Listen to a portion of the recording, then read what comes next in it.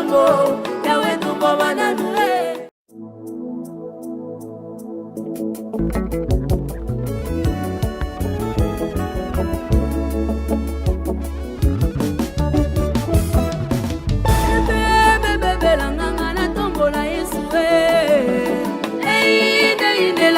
na tombola yo yaya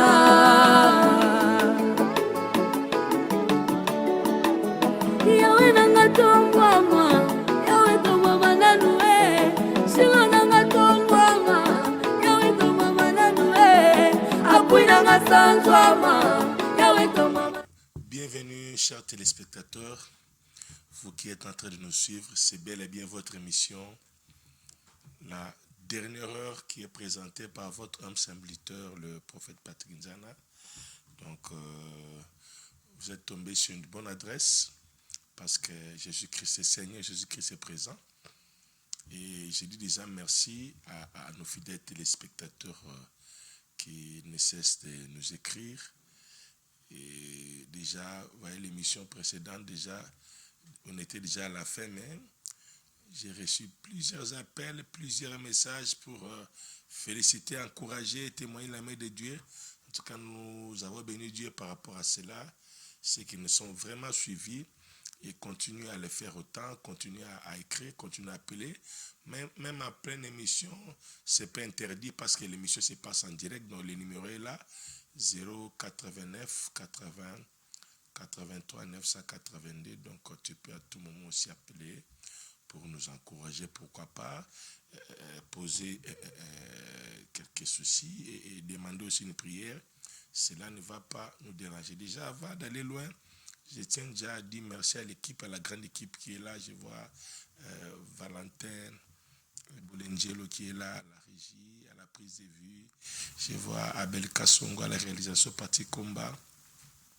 Je dis merci pour cette grande équipe. Alors, et je tiens aussi à saluer toute la grande famille Chapitre des disciples, l'église Chapitre des disciples Echadi Ansik, l'église auquel je suis le visionnaire, le représentant légal, qui se situe sur rue Maindombe numéro 66, quartier Kilimani, dans la commune de Kitambo. Donc pour ceux qui veulent nous joindre, nous sommes là. Si vous prenez l'hôpital Vélodrome, prenez la direction en Chanik ou Chute de l'Ofoy, l'arrêt Chanik, la direction c'est Chute de l'Ofoy, vous allez nous retrouver là-bas. Et ceux qui vont emprunter la chaussée de Kasavubu entre les ponts Lunda Bololo et Maison Bungu et l'arrêt Mabaya, pour vous aussi emprunter cette voie, vous allez du moins nous retrouver. Nous sommes là, les bureaux sont ouverts tous les jours ouvrables à partir de 11h jusqu'à 16h. Et nos cultes mardi, chaque mardi à partir de 17h30 jusqu'à 19h30, nous avons notre culte de puissance et de délivrance. Venez, les gens témoignent et le Seigneur ne manquera pas de venir. Venez même par curiosité. Vous comprendrez que ce que nous faisons là, ce n'est pas vraiment de la blague. Et les mercredis, nous sommes avec le maman à 17h30 à 19h30. Maman et jeune sœur, vous êtes vraiment le bienvenu dans l'église Chapitre des disciples. Et le jeudi, nous sommes là pour le culte de maturité, culte d'enseignement. Venez et le Seigneur va vous bénir. C'est toujours à 17h30 jusqu'à 19h30. Les vendredis, nous avons programme la nuit, veillée de prière à partir de minuit. Nous sommes là et vraiment nos portes sont ouvertes pour vous accueillir. Venez plus à l'heure, voilà, compte tenu du climat et de ce qui se passe actuellement. Donc, vous pouvez venir avant même à 20h, 21h, prenez place et puis à minuit, nous demeurons la prière. Et le dimanche, nous sommes là, des cultes d'adoration, des célébrations comme pas possible. Donc, tu es mon invité pour ce dimanche à partir de 8h30 jusqu'à 10h30. Nous venons célébrer le roi des gloires pour ses merveilles. Nous venons témoigner sa magnificence, sa puissance. Donc, c'est extraordinaire. Alors, pour aujourd'hui, nous sommes là. J'ai une bonne nouvelle à vous annoncer. J'ai amené, je vais vous proposer un texte de la Bible qui m'a émerveillé, que j'ai lu et ça m'a vraiment béni, ça m'a édifié. Alors, j'aimerais aussi partager cela au public, aux enfants de Dieu, aux amoureux de l'écriture. aux amoureux de la prière, et puis ça nous fera nous tous du bien. Donc, je peux déjà donner le petit thème. Donc, j'effacerai la mémoire d'Amalek. J'effacerai les mémoires d'Amalek qui se trouve dans le livre d'Exode chapitre 17. Exode chapitre 17, nous allons faire la lecture. Déjà, tous les chapitres, c'est bon. Il y a au moins 16 chapitres dans ces 16 versets, disons, dans les chapitres 17 du livre d'Exode. Donc, tu peux noter cela, lire tous les chapitres pour la meilleure compréhension. Mais comme la télé, c'est question du temps, nous allons prendre quelques versets qui vont nous aider aussi à comprendre. Et puis, nous allons prier ensemble pour la gloire de Dieu. Alors, je passe du coup à la lecture. Premier verset. Toute l'assemblée des enfants d'Israël partit du désert des Sin, selon les marches que l'Éternel leur avait ordonnées. Ils campèrent à Réphidim, où le peuple ne trouva point d'eau à boire. Nous prenons le verset 6.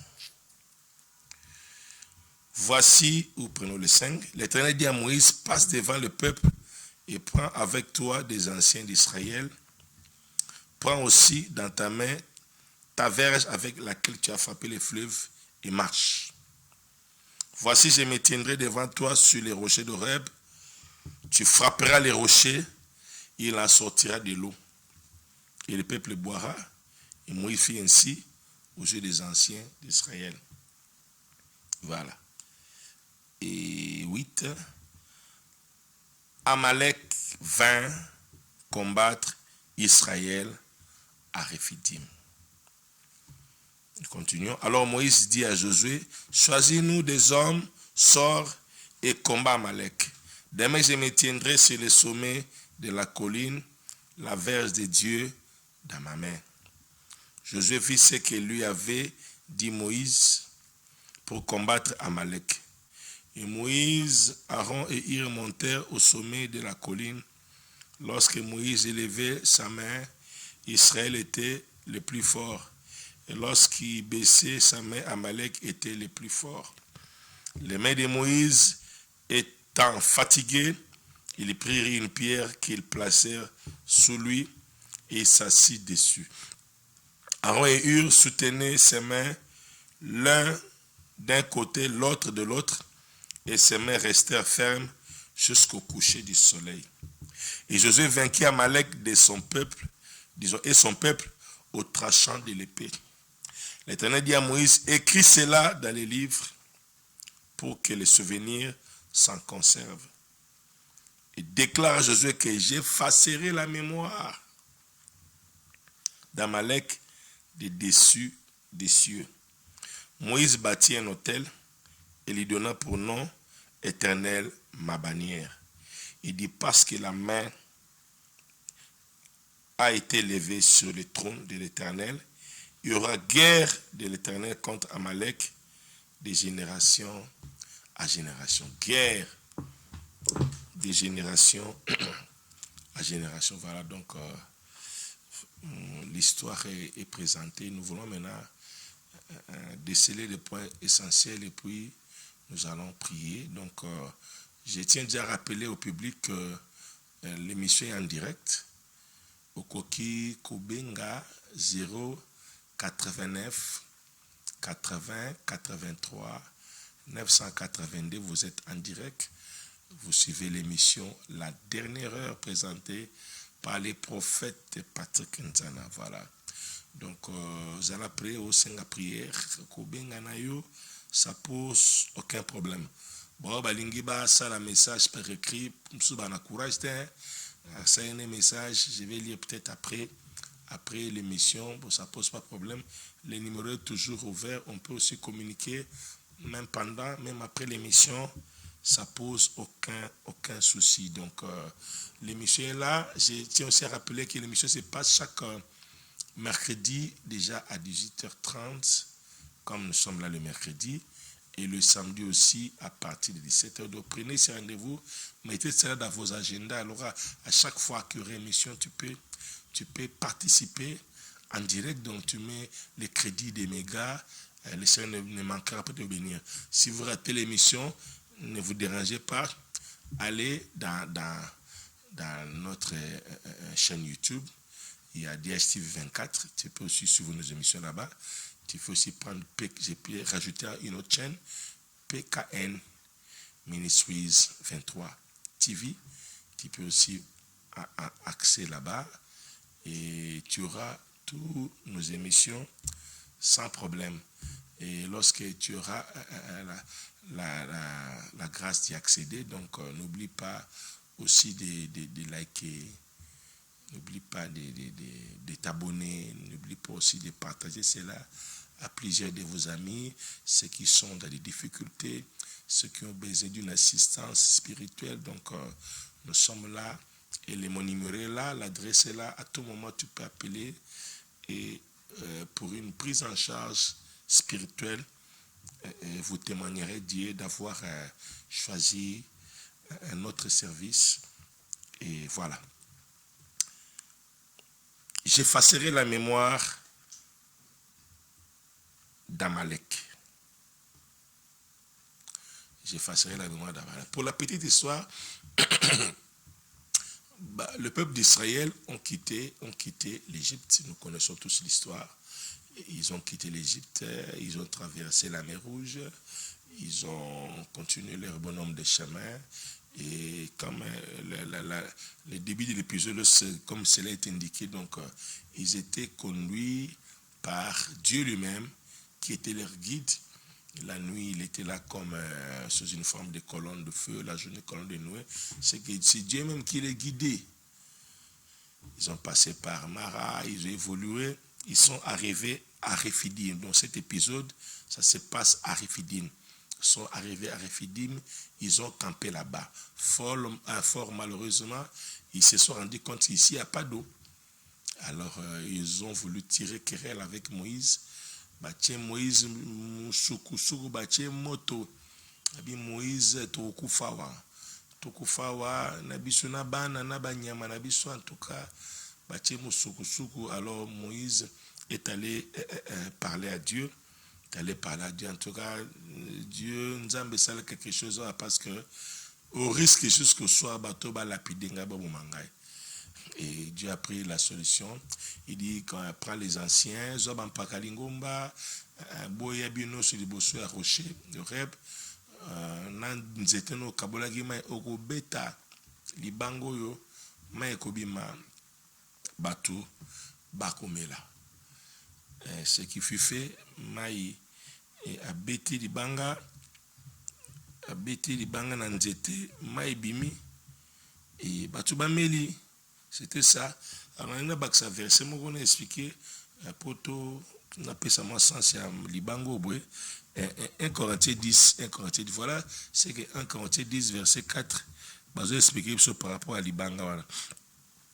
Balobi, verset 3, 1 Corinthiens 10, 3, 4, qu'ils ont tous mangé les mêmes aliments spirituels et qu'ils ont tous bu le même breuvage spirituel, car ils buvaient à un rocher spirituel qui les suivait, et ces rochers étaient Christ. Donc, d'entrée de jeu, Libango Babeti, Paul a expliqué que Libango est Jésus-Christ.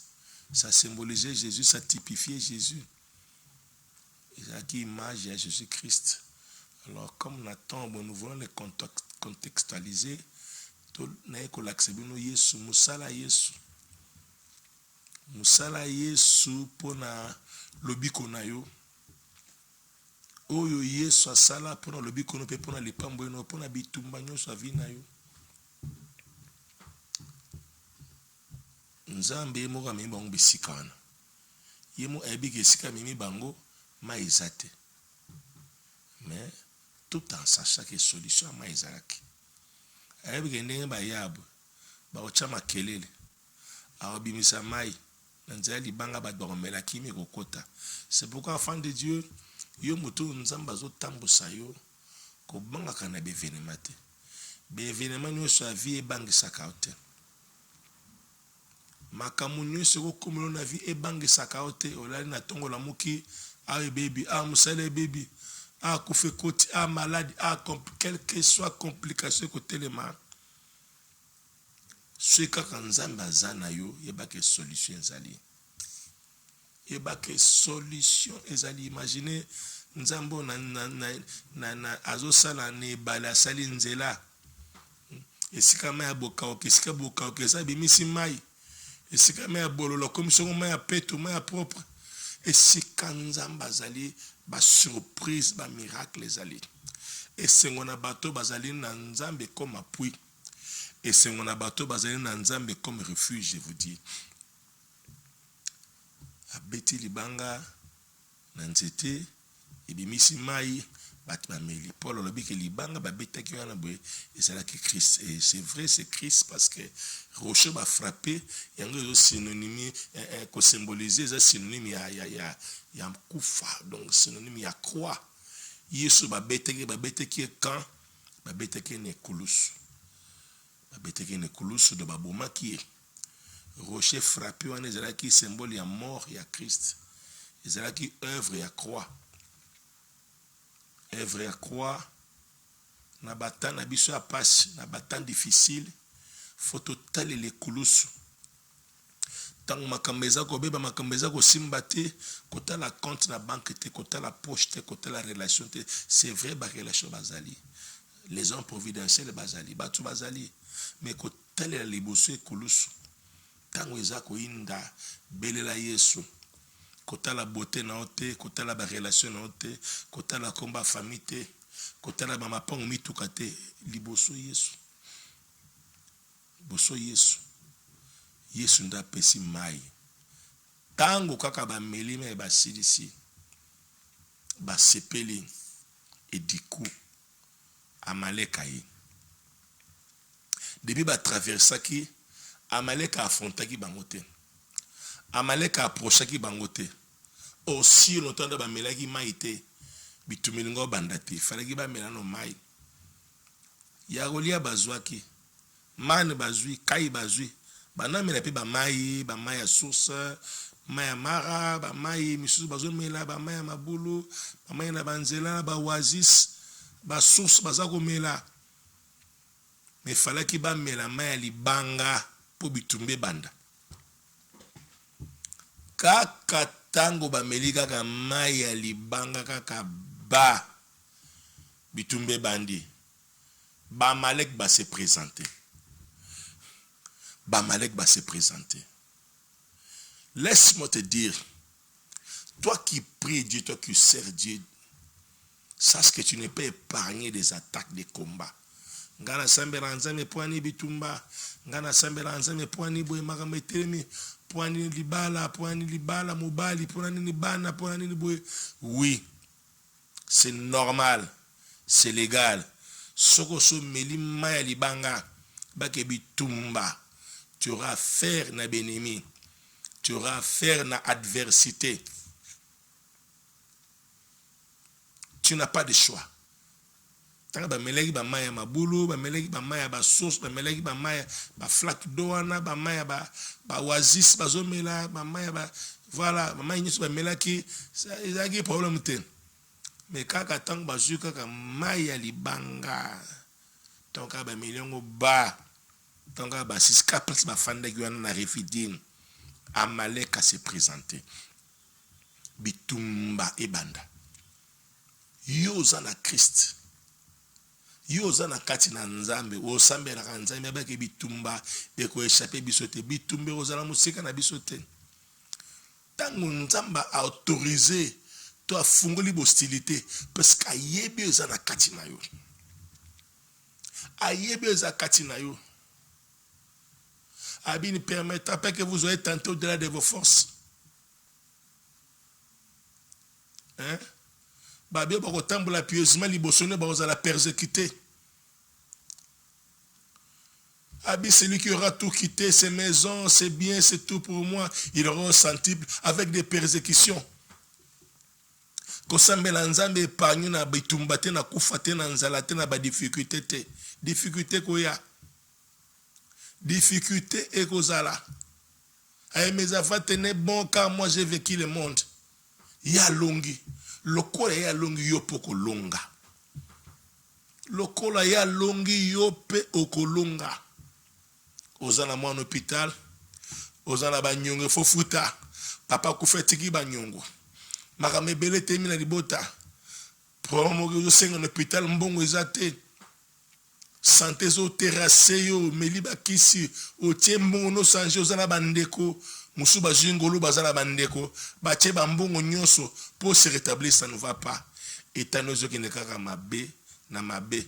Ere moko miko bango biliwa. Nzamba sala kwa kosala so ko zwanga. Bele me makamba ozo muto abezate. Makamba ozo muto abezate. Mayo za komela. Eza maya bomoi. Yesu abeta maki. Ya betangi po continue ko beta matin. Ba beti nzete na libanga. Ebimisi mai. Po yo ba continue ko beta ote. Yonde formula ne mai. Nzete ba beti libanga, ba beti ke nango su ba peuple te. Et celui qui na libanga.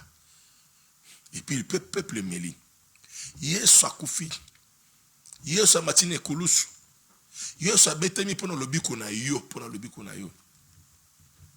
Na refidim tanko abameli mai. Tanko nzete betami libanga zui fimbu. Yesu azi fimbu. Yesu akufi. Soto zibo moi bitumbe bandi. Ibake bitumbe bandi. O nyonso azana nzamba abundisamaka. Habiter feront la guerre. C'est légal. C'est normal. Mais ce que j'ai aimé, phrase de ce qu'on a habité fait un comprend. C'est que balonga hote. Et pesemeli bango bundisa yo, mais pesemeli bango balonga hote, c'est que bakolonga hote. Ate indindenge nini. Ate bebi ndenge ni bakolonga hote. Baina bitumbe bandi. Nzamba pesi Moïse a instruire abinga na tongo ngana tongo na komatangomba na kino bonde la nzambe na bato na liboku. Josué pona batu bokeno ko affronter bango na tongo. Moïse a matingomba na Arona Ur kena tongo lokola kuna journée bandaka 6 heures. Donc 6 heures Moïse a kengomba lo sambo. Babeti na coucher du soleil agina lo sambo do 6 heures à 18 heures. Moïse a na prière. Moïse a mati prière de 6 heures à 18 heures. Maboko otombama. Tant maboko zolemba kuna na terre bitumbi o salema. Maboko zolemba kuna bazo perdre. Maboko zotuma kuna bazo longa. Ti Moïse alembaki basimbi na maboko ti na suka ti 18 heures. De 6 heures à 18 heures. Zagi na prière. Ti na 18 heures. Mais déjà appelé les okota. Voilà. Continuez de toujours rappeler, ça fait rien. Zambia va nous assister. Donc, Ozomona, ti 18 heures, il était en prière. Prière na bango, ils ont influencé guerre kuna bitumba kuna avec Josué. Pour dire quoi? C'est vrai, tango lekine kolusu. Lekine kolusu, il faut makamonio se tambol ensemble. Tu dois travailler, tu dois te battre, tu dois prier. Qu'on néglige aspect mort des choses. Nga lukambongo na lukambongo ma prière na ki parate non. Lukambongo, lukamsala, c'est bien pour le bien-être social. Tu es appelé à travailler, à chercher, à te battre. Il faut aussi prier aussi pour les domaines de bien-être, pour ton salut, de bien-être spirituel. Tu as aussi besoin de la prière. Même dans la communauté, dans la famille, il y a un bâton,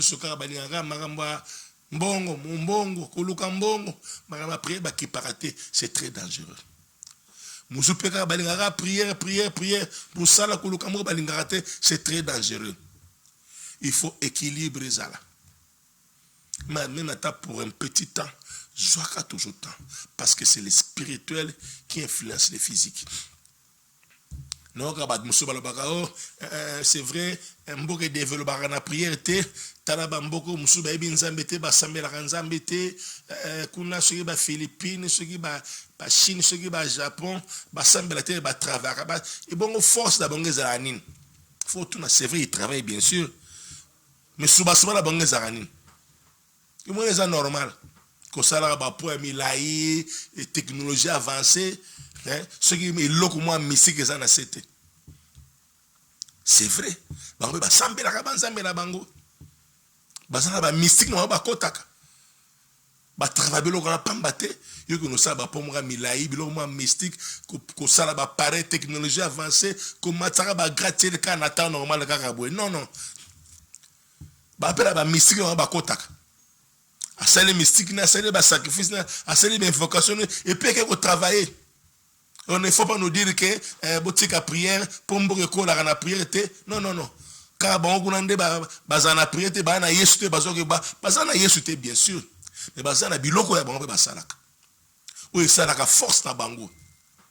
Biso force na biso ça Jésus. Biso force na biso les rochers frappés. Ce qui m'a kamwe yindi force na biso yango na Jésus. On doit travailler. On doit aussi prier. Au semble raté compliqué. Parce que le semble négocier soutenir Moussana. Baba sala ba immeuble la milai ba point minene bazana bloco pe soutenir bango bazana ba mystique na bango ba boko pambate pour no tindo ba mboka minene na ba Philippines na ba sabara na yesu be évoluer aka yango yope qui peut mama yesu te évoluer oko katama oko kakema oko suka mabe. Oh, c'est le bon bon personne conseil mabe à comprendre la réalité on bien ten.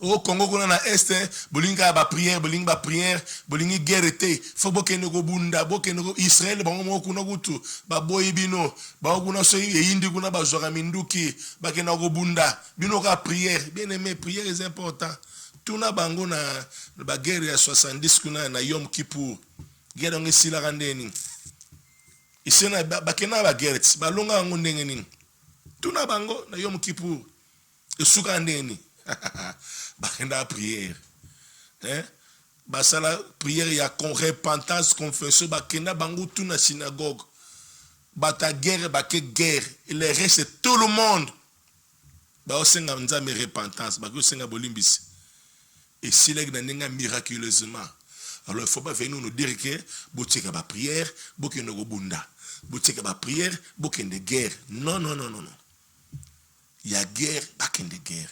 Il y a le sambo, pas que le sambo. Nous avons encouragé les bota dans Zambé. Aux gens n'engorent sambela, aux gens n'engorent go tinda, sambela Zambé. Il y a des Congo mobimato tika, bato kanga l'église, tout que nous sommes dans est bunda. C'est pratiquement impossible. Il y a le sambo ba sambela. Il y a bitumba ba kende. Des éléments ne se faisent à l'équilibre. Na famille, bata musala bazali, bata le sambo bazali. Bata lo samo bazali bata misala bazali et lokomoko to négligeant ngote et lokomoko to négligeant ngote atokenda musala 6h ozonga 20h pas de problème boya ngote mais avokende soit tanta resembler à 15 minutes à 30 minutes à 10 minutes sambela on comprend na musala soit possession sambela on ne sait jamais. Ba malesite bakoya amalesite zanani ennemi na yo aza contre évolution na yo aza contre progression na yo aza contre avancement na yo amalesite c'est ton ennemi. Les amalesites c'est qui? Les ba petit fils ya Esaü. Amalek c'est quoi? Les ba peuple ba fandara na vallée. Vallée c'est quoi? Vallée c'est un couloir ou espace où ils allaient compris entre deux montagnes. Donc ngomba kuna nzela katikati on est vallée. Dans Malek baza peuple ba fandara mingi na vallée. de bato bazara na se ba matarate. Nous avons affaire aux Amalécites. Bato ba matara jamais. Bazara na se. Et si be choix na vie, le gola yé choix yo oko matate. Ba petit-fils Esaü. Rappelez-vous, Esaü na Jacob. Mutaji ba promesse, a ce qu'il pamboli, ezalaki Jacob.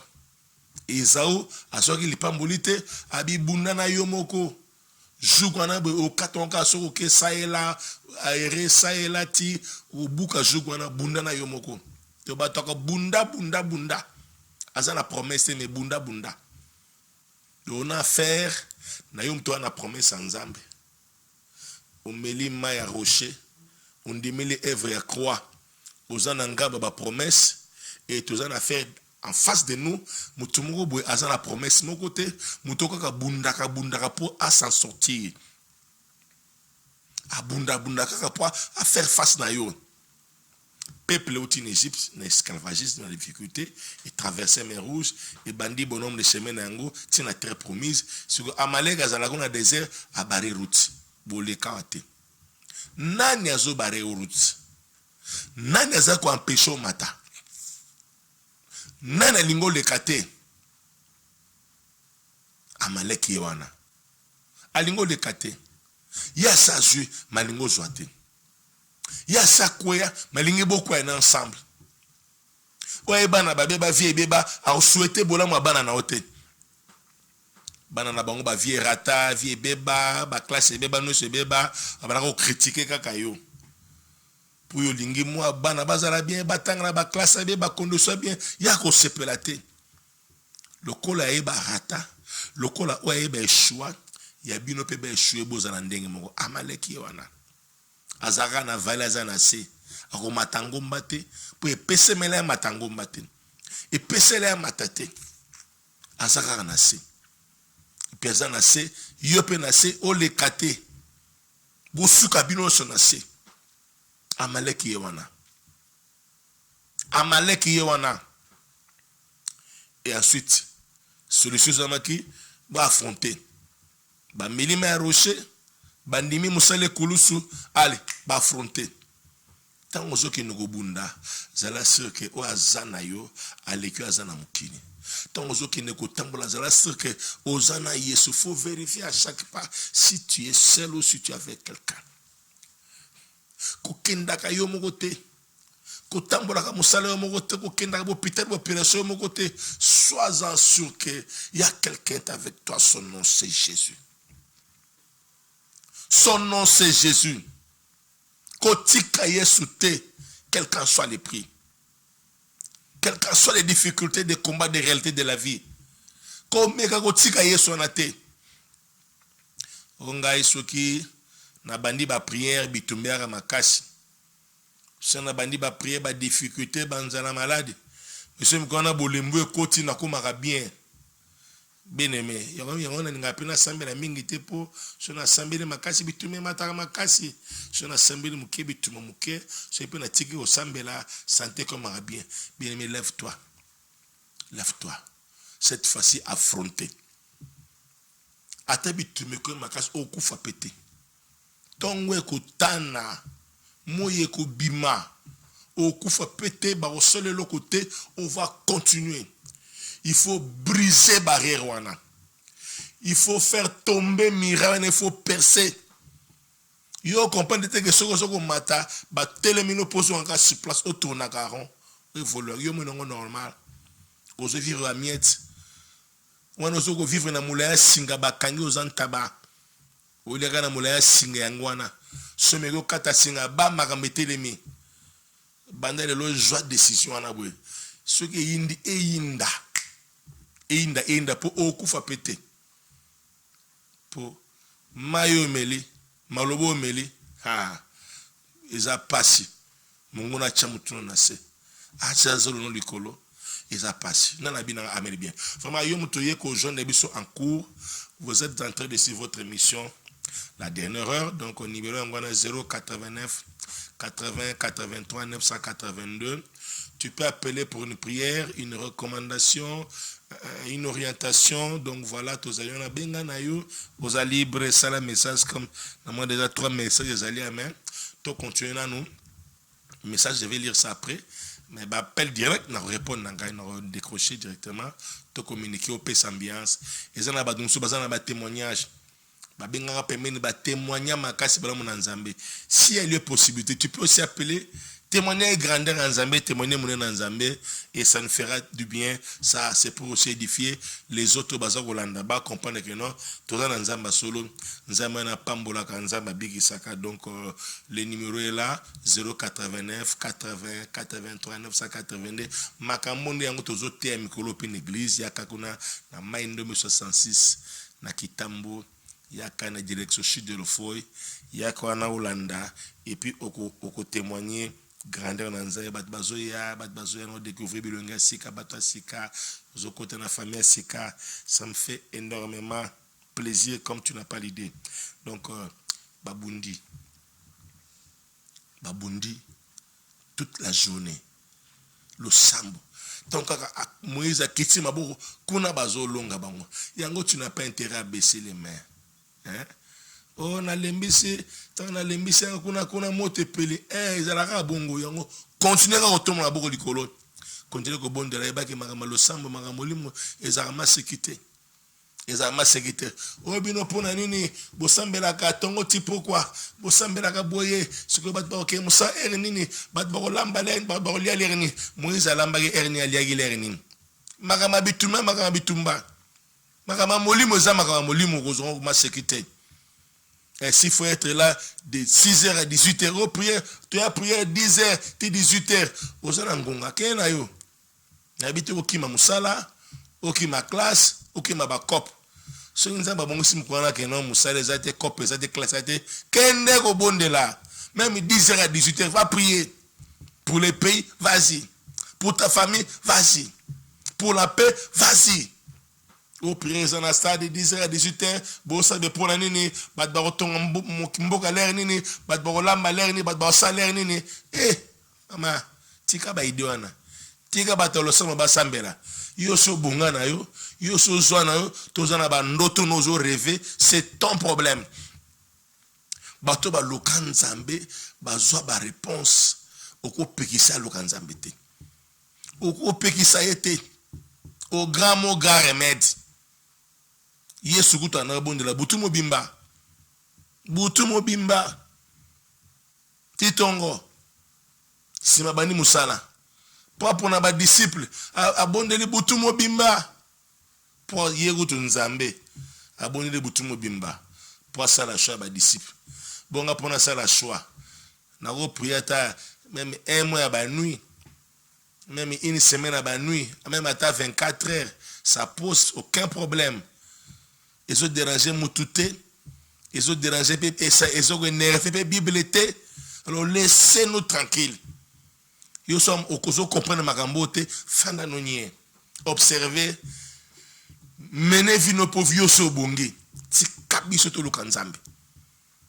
Tikabiso po eza makasa bisote. Makaso Moïse Sambela qui yana tongo tibutu, eza cause biloko eza katina en. Maya libanga melaki. Maya Rocha melaki et motivé Maya Rocho ba Josa memina ba melaki na ba soldat bango bazana terrain tina suka ba bitina suka Bible lobi na verset 13 et Josué vainquit Amalek et son peuple au tranchant de l'épée. Wow, alongi nazoga informer mutumungo ekomi tango yo longa ozana Yesu bitumbero telema tanga bitumbero telema okobunda tokobunda tito so bunda na boy tokolonga na bitokolonga ba mataba kita tokolonga oya bango bitumba ibandaki 6h ti diselo ba convention kuna bitumbi za butute banda tongo ti pourquoi na temps normal ba longi na bi na temps normal oza kolonga na bina ta normal bitumbo zolongango ezwaki prolongation te ezwaki 2 jours 3 jours te kaka jour moko bitumba esili na bina nazosakola mpona motu moko lelo oza kolanda ngai oza na hôpital oza na badifficulté oza kolela operdre motu moko aza cher mpona yo merci vie ekoti na complication na badifficulté qui ne dit pas son nom mais nabi kaka jour moko ekoki makambo ebele changer mpe naza kobondela mpona changement na santé na yo yo ozolanda ngai nazodéclare changement na santé na yo dans le nom suprême de notre Seigneur Jésus-Christ. Na peut ce qui message ezo concerné nani nazomona groupe ya bato batemi na sa nzete nzete ngo ya tellement molai ba fruit likolo bazomona ndenga komata te bamona pe ndenga kobuka te mais di comme pepe moko souffler makasi eningisi nzete ba makasi ezokoya ba fruit ezokoya bato basepeli bakomo lokota. Je sais pas si ce message concerne quelqu'un ici mais nazondi make komi tango plus besoin na se na abri na ye abi celui qui demeure sur l'abri du Très-Haut repose à l'ombre du Tout-Puissant. Besoin na se à ombrage na ye et ba que na sa ombrage bozo bénéficier na fraîcheur bozo bénéficier na ba fruit so kita bozo bénéficier na bolamo na nzambe na zo tato lango na vie na yo dans le nom puissant de Jésus-Christ. Dans le nom puissant de Jésus-Christ de Nazareth. Na bi na zo ko tato na kombo na Jésus-Christ mukolo moke koki bitumba eza prolongation te bitumba ke na batiro bite macho kaka na temps normal 6h à 18h 90 minutes jour mo kaka okay kaka okay pe makambo esili ekoleka mikolo te ekomela te parce que oaza kata biso asa longa ya sa betama poto betama te ya nyokoma poto nyokama te akufa liwa soni poto kufa liwa nkembo liwe en kembo kufi rassasié de vie bazo pesa bo raison funèbre na yo ba sala ba discours nyoso kuna mona ke azaki mutakembo mutaboboto atiki boy akufi na kimia atiki ba na kimia c'est ça eza ne bongo ezateke muta kufi kuno oyazana ba nyongo aya ko se prononcer ale na famille no kufi tiki tala ba problème tala ba nyongo tala ba difficulté yo kufa ndengo na te kufaliwa kimia ya nkembo Josué qui n'a pourquoi balonga ki bitumba et yo kasuko makambo ezokoma plus intéressant. L'Éternel dit à Moïse, écris cela dans le livre pour que les souvenirs s'en conservent. Je déclare à Josué que j'effacerai la mémoire d'Amalek des dessus des cieux. Abi azako longo la mémoire d'Amalek. A longo la bango. Oyo nzamba lobi a promettre. Ayome kande ba yo fandenge na bino. Ba beti rocher. Bo melimai. Bozu makasi tango ba ye ba bundisi bino. Nganzambe na bina ko effacer mémoire na bango na kolongola bango. Amalek wa temi liboso ni sogeza tension, ceux qui peut causer sida, causer stérilité, causer prostate, causer pe myome, causer pe kyste, causer munguna mo vino abi azako effacer mémoire na bango. Ça veut dire que ba robeta ka solution na bango te. Ba olobela ka suma comme na bango te na vie na yo. L'heure vient. La vie nos ara sucre. Balokobo sucre. Balokobo sucre. Tension. Diabète. Tuberculose, poumon, respiration. Biso famille boy. Papa ko fara na yango, maman ko fara na yango, ils sont tellement récurrents. Et comme ils refrain abino. Mais à l'obi j'effacerai. Donc bo beta suma so na ngote na famille na. Ya on azako sakola na famille mo bozola ndangai. Oh, mama kufagara, mama makolo komo lemba, libomo komo vimba, akamo ganga na butu, akufara ndengwana. Mama pe ya liboso po kufara ndengwana ta ya suleka suka pe ezolanda ye. Abi boko yoka ka subilo na ko effacer mémoire na yango. Parce que to sambeli, parce que to bundi. Lelo na ko annoncer le revenu. Bilo musto zo ko effacer, bilo musto ko bosa na yango.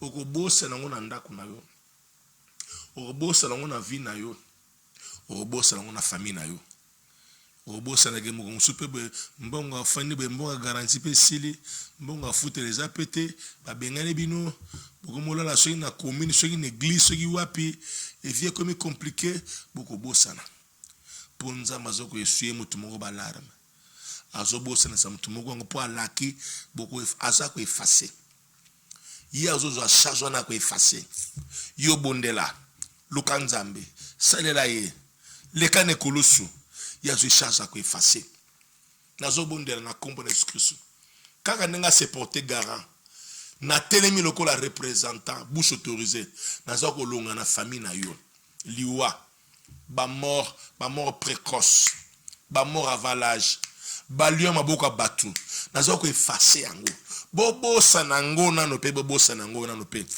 bobo sana yango pe nano pe na famille na bino bobo sana bilo musifu ko ngona musika et où tu as pu la famille na bino boga ba famille komi aba kindoki ezalaka te où tu as comme étant bo famille na famille na bino ba ndoki bazalaka te monoka na ba famille ba tu mususu na ba ndoki papa ndoki na ba ndoki banguna ezala bango kuna kaka bango kuna na yote na kombo na Jésus Dieu maman que bota mono boti mona moko boye tina age à 10 atambulaka te asala ke loko te babiloko boye ezoko efasango na famille na bino na kombo na Jésus bana mo balingi classe alingi ko sambe alingi lo sambo alingi te classe alingi te boy alingi te kako yenga kwenga bato andenga na famille na yo nazobonda na nzambe tokoyoka ka suma sona bango te tokobeta ka suma sona bango te tokotanga bango te pokola zoko effacer azoko effacer esprit ana libote tika la kimia na kombo na Jésus famille zalaka Bon, bino se pour que n'a pas yaya, bino c'est pas maman, bino c'est le pont à famille. Le revenu toujours effacé ango. Moutino soit comme libre, moutino soit comme indépendant, moutino soit allé pas naïe. Moutabna liba naïe na ubaye naïe na moasina banana ndako, moutino soit responsable. Toujours effacer système wana boye dans le nom puissant de Jésus-Christ de Nazareth. Abi alaki ango. Et tant alaki suite c'est comme la va dernier verset. Moïse bâtit un hôtel et lui donna le nom l'Éternel ma bannière. Habitant Makambo et Salami, Nzamba Lobi, a bâti hôtel, à son offrande, à personne Éternel ma bannière. Bannière est à tout bien au drapeau. Drapeau. À tomboli drapeau. À son offrande de drapeau. Drapeau ça veut dire bisonné to posséder à. Awa ezabiso Yahweh nde awa na famille on nzambe. Après makambo boye faut se penser tango za na Yesu Christ tango bitumbe telemi tango victoire epesami apprenez à faire l'action de grâce.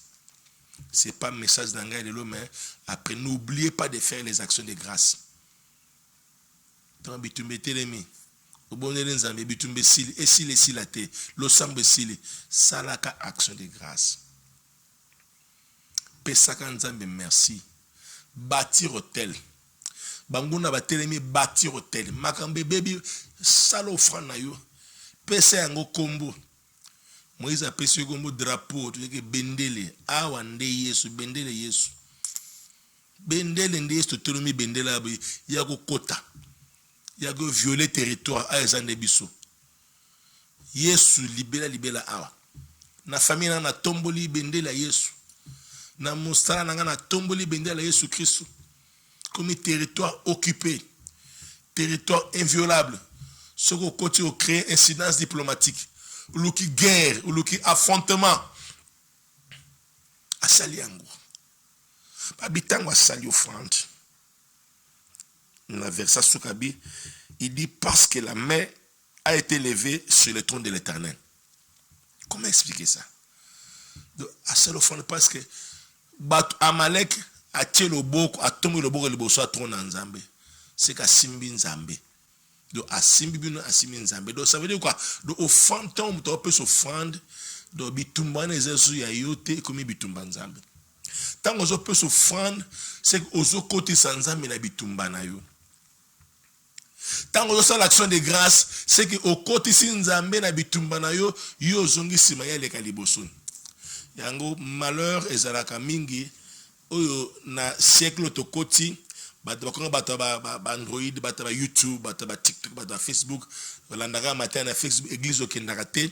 Église ya mabaku, ba distraction, ba dérangement, ngala ndaga matin ba YouTube na sepa na pasteur wana, na sepa na prophète wana, na matin ni mingi, na sambela ka ligne, na landaka banguka, na sala o sambela nokaka, o sambela ka mais après le sambo sala kanini. Offrande pesa raté. Pesa offrande te. On ngala kanguka chaque 5 heures, chaque minuit. Na landaka prophète tel, pasteur tel, ba culte tel, nyoso landaka na TV. Na téléphone, c'est vrai, après. On peut se offrande. Action de grâce au tchakapi. Pour action de grâce, ça veut dire bitumbana boy yako tiango yoza sociayote. Les années tibunde basalaka ozana bitumba ozui batuer engage. De muto lukisayo opesi mutumbongo bomela muto ufute monga bomela. Action de grâce à peu près comme ça. De mutelongo bomisayo abibo. Na futi mbongo bubo mamutwana ngaza na tante na makasti me na ba moyen na changer ba bubo mamuto to mona ngoto mzu ba fingi na TV afuti mbongo fingi na ngai fingi na ngai sambusa ye mbongo empoisonné éliminé ba empoisonné mutu bo mutu ah mutu empoisonné yom to pesa ki mbongo ba empoisonné. L'action de grâce vient comme ça dans cet esprit. Donc, on peut s'embongo pour achever Moutouana. On peut s'embongo pour dire que Moutouana no bundaye, yo soute. C'est ça l'esprit de l'action de grâce. C'est ça l'esprit de l'offrande. Yo ce qu'offrande, on peut s'arrêter. Peut s'arrêter. Ma connaissance de ce là, la connaissance enfle, mais c'est la charité qui édifie. Boye bien coli, ba déclaration belé, ba verset belé, ou apprendre belé, au sambela bien, mais tu ne fais pas l'offrande. Ne fais pas l'offrande. Il faut apprendre à le faire. Il faut appeler ça un numéro. Nous allons acheter numéro. Il y a MPC numéro. MPC Angwana 082 49 310 45. Airtel Yangwana 099 127 99 97.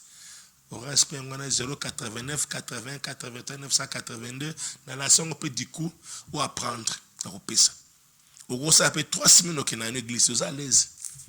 Il y a lieu, aux gens à numéro, à compte église, tu peux aussi envoyer. C'est important pour toi. Ils ont dit, l'église au Kendaraté, au fond de paix, c'est un danger. Moïse a su ici, malgré Bondé, 6h à 18h, ma seule offrande. Après, c'est un combat éternel, ma bannière, pour dire que Bitumbo, Yende Ayego Simba, pour dire que Simbingate, ma Simbi trop dans Zambie. Do asimbi asimi nzambe tango zo peso fande yozo zonga sima otiki nzamba bundela yo malera bato batele menaka o bo terre bo frande kaka ba mibi ba bozon voix misa bozo sala boye ebité. C'est pas que c'est bo finginde on doit arrêter de dire ça, je dois le dire. Bon ba ondima te, tant pis pour vous parce que tu es secret na biso ali tant to salango to zonga sima. Yende azo bundela biso. Comme ça, je vais déclarer.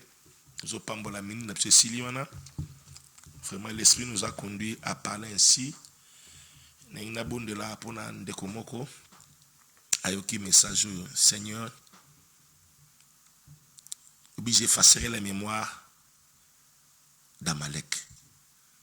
Le sambo nangalelo ou effacer mémoire. Olongola kombo ya maladie na to tanga chaque jour na ba famille na biso kombo ya problème bo tanga chaque jour na famille na yo mais émission de l'autre na un esprit que elongwa e betama le sous tanga makali sous tête na un na kondima musani kulus de deux ya ko sala musala ya ko travailler pe ya ko bonde la nzambe. De 3, il y a une salle offrande, action de grâce. Parce qu'à partir de l'offrande, il y a l'équilibre sur le Action de grâce au sala. Ou ban au sala après prière. Ou ban au sala ko banda lelo. Nzamba accompagner yo. Nzamba bundela yo. Nzamba solo faveur. Na bondele pona bata malade bobika. Le sambo nanga ba comme botanga a famille na biso bata malade. Bata tension bata ba sucre. Mémoire wana ya tension ezale effacer na famille na bino. Mémoire wana ya sucre ezale effacer na ndako na bino. Mémoire wana ya stérilité ya pauvreté ezale effacer na bandeko na yo. Mémoire wana ya chômage ezale effacer na famille na bino. Dino so bozwa misala. Botangi bozwa misala. Bozwa misala ya malamu. Ba para ba bokoli bino ba bikisi bino ti lelo ba koneka ko continue ko bino en charge. Ti lelo ba kontinue ko fanda ka sima ba parents. E ko mitango to effacer yango. Bozala libre. Bozala autonome, bozala indépendant. Comme pas mesure ya occuper maman na yo. Ya rolesa maman na ko bokola maman na yo. Ba bokola ko mi trouver pour bokola pe bango. Jacob a bokola Joseph 17 ans. Mais encore on a 17 ans encore Joseph a bokoli Jacob prise en charge. Na lingi to kota na ba prise en charge. Fini bazo en charge comme ton yo pose en charge. Na pamboli vi na yo na kombo na Jésus Christ. Amen. Tous ceux qui en a pour la lelo nzamba pambola bino. Continuez d'appeler, continuez de nous encourager, continuez aussi de soutenir aussi l'émission, de soutenir l'œuvre de Dieu, bah numéro ezaliana, qu'on numéro amen te ko sepelate mais fait aussi un acte. Pambola mosala nzambe nzambe pambola yo, l'église ozali sala yango pe. A to que église te tindo offrande na yo et au sala bien. Au sambeli 5 heures, au sambeli wabi salaka toujours offrande. Auto sambeli passer prier au kamimi bien. Senga numéro tinda offrande.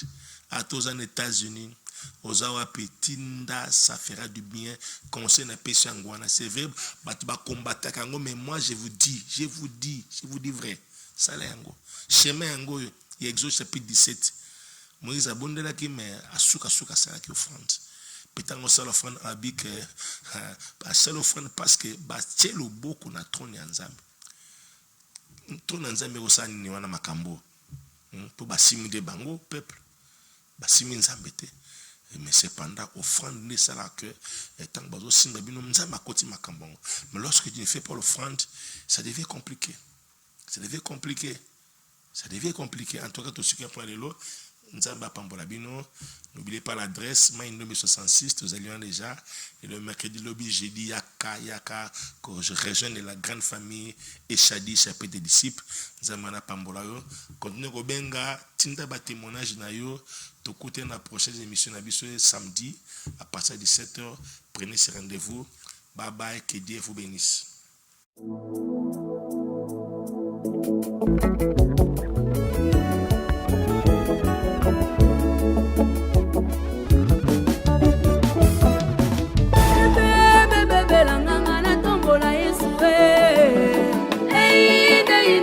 La tombola yo ya